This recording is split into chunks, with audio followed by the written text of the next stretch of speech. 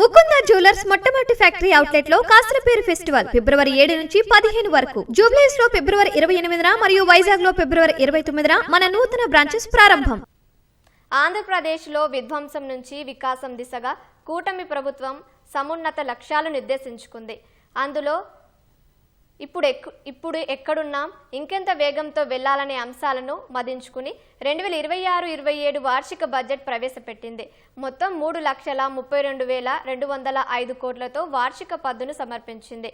కేంద్ర ప్రభుత్వ ఆలంబనతో స్వయం స్వావలంబన సాధిస్తామని బడ్జెట్ ద్వారా విశ్వాసం ప్రకటించింది.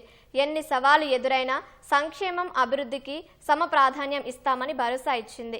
ఇదే సమయంలో 3 ప్రాంతాల సమగ్రాభివృద్ధికి ఎకనామిక్ రీజియన్ కారిడార్లు ప్రకటించింది. సంపద సృష్టి కోసం 100 కోట్ల కార్పస్తో ఏపీ వెల్త్ ఫండ్ ఏర్పాటు చేస్తామని తెలిపింది. 2026-27 ఆర్థిక సంవత్సరానికి సంబంధించిన ఆంధ్రప్రదేశ్ వార్షిక బడ్జెట్ ను ఆర్థిక మంత్రి పయ్యావుల కేశవ్ అసెంబ్లీలో ప్రవేశపెట్టారు. ఆంధ్రప్రదేశ్ ప్రజల ఆశలు, ఆకాంక్షలను నెరవేర్చేందుకు రోడ్ మ్యాప్ గా బడ్జెట్ ను అభివర్ణించిన ఆయన స్వర్ణాంధ్ర 2047 విజన్ లక్ష్య సాధన దిశలో కేటాయింపులు జరుపుతున్నట్లు పేర్కొన్నారు. ఈ మేరకు 2026-27 ఆర్థిక సంవత్సరానికి 3,32,205 కోట్ల అంచనాలతో పద్దును సమర్పించారు. ఇందులో రెవెన్యూ రాబడులను 2,34,140 కోట్లుగా అంచనా వేశారు. మూలధన రాబడులను 98,065 కోట్లుగా పేర్కొన్నారు. రెవెన్యూ రాబడుల్లో పన్నుల ద్వారా 1,25,845 కోట్లు, పన్నేతర మార్గాల్లో 11,473 కోట్లు వస్తాయని అంచనా వేశారు. కేంద్ర పన్నుల్లో వాటా ద్వారా 64,362 కోట్లు, గ్రాంట్ల రూపేణా 32,458 కోట్లు వస్తాయని ఆశాభావం వ్యక్తం చేశారు. బహిరంగ మార్కెట్ ద్వారా 76,182 కోట్ల రుణాలు సేకరించనున్నట్లు తెలిపారు. రెవెన్యూ వ్యయం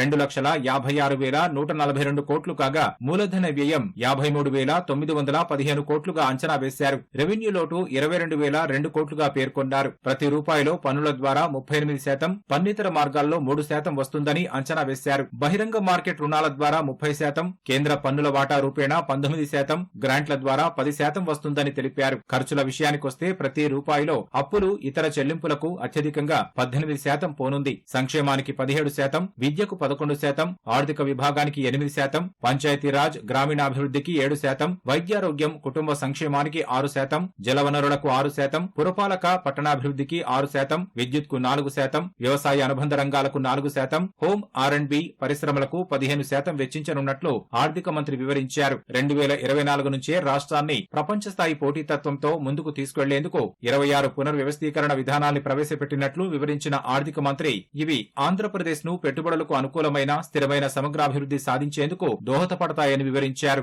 రామాయపట్నం, మూలపేట, మచిలీపట్నం పోర్టులు పురోగమన దిశలో ఉన్నాయన్న ఆర్థిక మంత్రి భోగాపురం అంతర్జాతీయ విమానాశ్రయం 97% పూర్తయిందని, కర్నూలు జిల్లా ఓర్వకల్లులో దేశంలోనే తొలి సమగ్ర డ్రోన్ సిటీ అభివృద్ధి చేస్తున్నట్లు గుర్తు చేశారు. కోనసీమ నుంచి రాయలసీమ వరకు ప్రగతి ఫలాలు అందించడమే తమ ధ్యేయమన్న ఆర్థిక మంత్రి 3 ప్రాంతాల సమగ్రాభివృద్ధికి కారిడార్లు, క్లస్టర్లు ప్రతిపాదించారు.